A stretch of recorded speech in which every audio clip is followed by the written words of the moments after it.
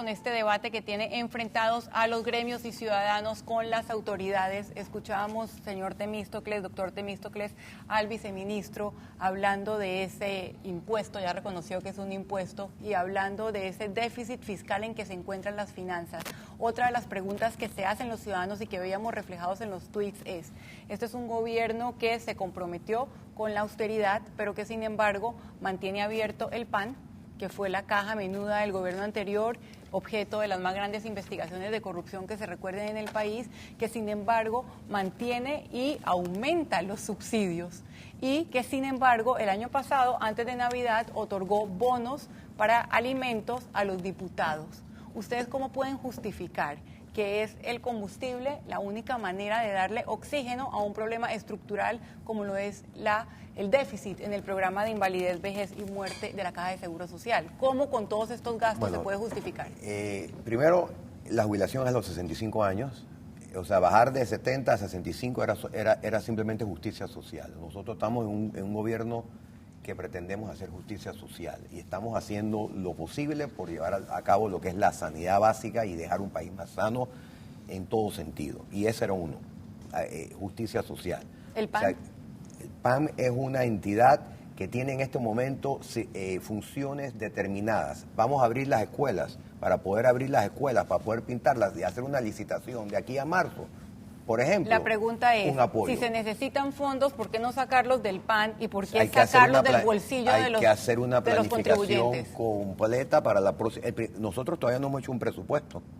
El gobierno actual está viviendo con el presupuesto del 2014, que fue un presupuesto deficitario, donde había el doble, estaban por encima, dos veces por encima de la ley de responsabilidad fiscal. Tuvimos que ir a la Asamblea a pedir una dispensa, un ajuste o una contención de gasto en 2014, presupuesto del 2014. El presupuesto del 2015 lo heredamos, ya estaba hecho y tuvimos que ajustarlo. Hubo sin número de recortes presupuestarios para poder cuadrar el presupuesto dentro de la ley de responsabilidad fiscal. El primer presupuesto que hará el gobierno del presidente Varela será el presupuesto del 2016. Todavía estamos viviendo un presupuesto heredado desde la locura, por llamarlo de alguna manera. Vamos a poner las cosas en perspectiva. Pero la percepción es que en algunas áreas se siguen comportando igual al gobierno que dejó las arcas de esta manera. No hay publicidad. Y yo le di varios ejemplos. Yo no lo creo porque no hay ningún tipo de publicidad, no hay ningún tipo de gasto superfluo. Usted no está viendo que estamos contratando ni comprando vehículos, ni nada de eso se está haciendo.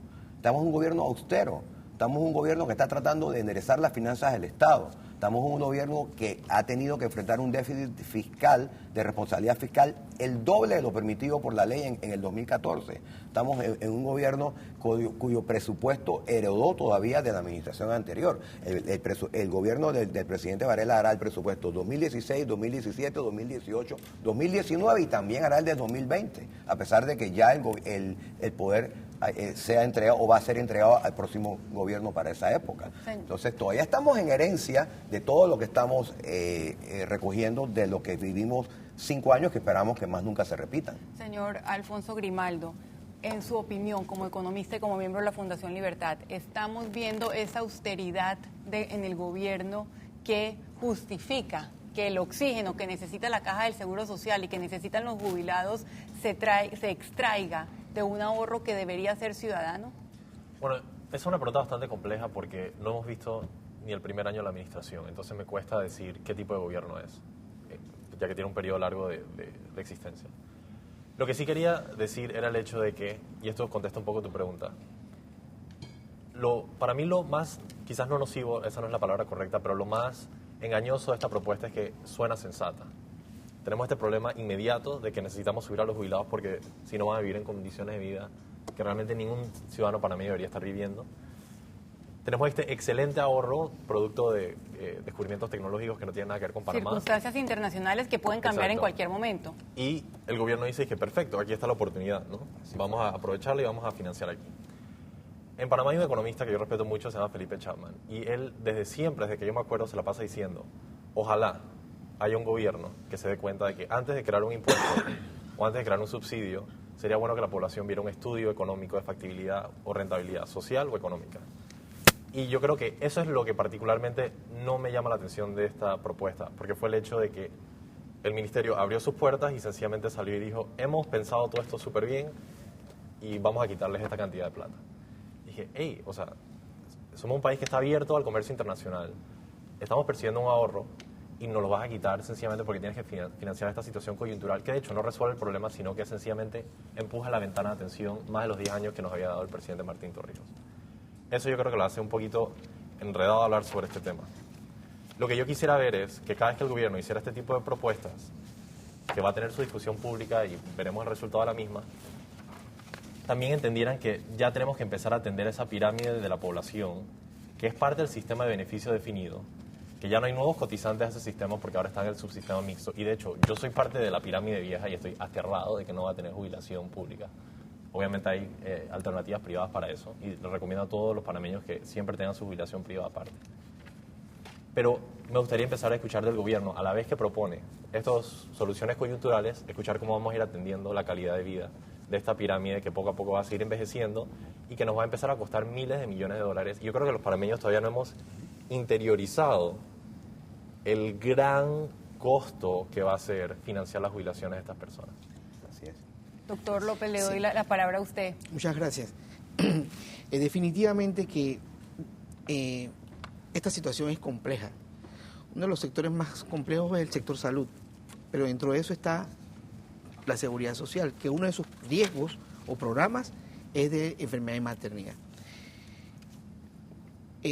Apreciados panelistas, nosotros no podemos desligar de ninguna manera esa prestación de servicios del programa también, el concepto de IBM, que es un programa dirigido a paliar una situación de riesgo a futuro. Hoy estamos hablando de una población envejecida y que va a envejecer más por muchas razones. Esa población que hoy está arriba de 240.000 personas son gente en su mayoría enferma. Y enferma por enfermedades crónicas muy complicadas. Todas esas enfermedades caen al sistema de salud y producen unos costos al sistema de salud enormes. ¿Por qué hago esta explicación? Porque la sociedad tiene que entender que si no vemos a ese tema y lo dejamos muy distante, la seguridad social en Panamá colapsa. Correcto. Colapsa. Y nosotros tenemos que aprovechar que somos un país bendecido. Siempre lo decimos, pero es una realidad. Frente al contexto global y al contexto hemisférico de las Américas, Panamá vive momentos, no de ahora, hace buen rato, en comparación con el resto de países, muy buenos. Lo que pasa es que mucha gente no sale y ve lo que hay en otros lados y nada más nos vemos a nosotros mismos. Y claro, lo que para mí es caro, bueno, es caro, pero cuando tú sales tú dices, yo quiero regresar a mi país. Esa situación a mí me preocupa, porque esa sociedad que hoy reclama más aumentos, que reclama y que no tiene ninguna culpa de los desmanes que hayan habido en gobierno o en la seguridad social, o despropósitos que hayan habido en la seguridad social, hoy reclama ese aumento por derecho. Pero ese aumento, si no se lo damos, Sabrina, y perdone la confianza, va a estar en las calles, todos los días, pegando muy duro a un sector que es el sector comercial. Yo creo que es importante. Esa situación habría que comparar. ¿Qué perdemos más en un día de paro de 2 horas, 3 horas o en el interior del país? Eso que usted dice es muy indiscutible importante. y yo creo que hay un consenso nacional y es importante aclarar. Que nadie está argumentando en contra de aumentarle a los jubilados. Lo que estamos argumentando en este panel es si la medida propuesta por el gobierno es la apropiada para solucionar ese problema estructural tan grave que todos reconocemos. Ernesto Bazán. Okay. Sí, bueno, yo reflexionaba si se requieren 100 millones de dólares para financiar este aumento, si no existe en alguna parte del presupuesto, en la parte de gastos principalmente, del presupuesto público, alguna forma de ahorrarse los 100 millones para de esa manera financiar el aumento de los jubilados, por un lado. Y por otro lado, me parece que es absolutamente importante y en la PEDE lo hemos dicho en repetidas oportunidades y queremos aprovechar esta plataforma y la presencia de funcionarios de gobierno para solicitar que por favor se ponga sobre la mesa el tema de discusión fundamental que es el déficit de la Caja de Seguro Social, ¿no? Es decir, eso ya no puede esperar más. Claro, eso o es lo sea, que están 2024 suena lejos, pero no está tan lejos. Y mientras más rápido nos sentemos en la mesa a analizar las alternativas que hay, porque esas tienen que ser, a mi juicio, consensuadas, ¿no?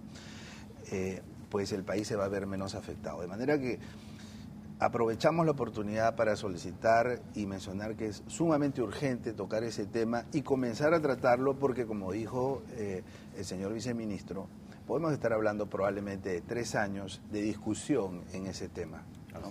Yo creo que es importante, y nos queda solamente un bloque sobre este tema diferencial, el problema estructural que hay y en el que todos estamos de acuerdo, la necesidad de aumentarle a los jubilados con la medida específica y coyuntural propuesta por el gobierno, que es el tema de este debate. Nos queda todavía un bloque más, usted quédese en Radar.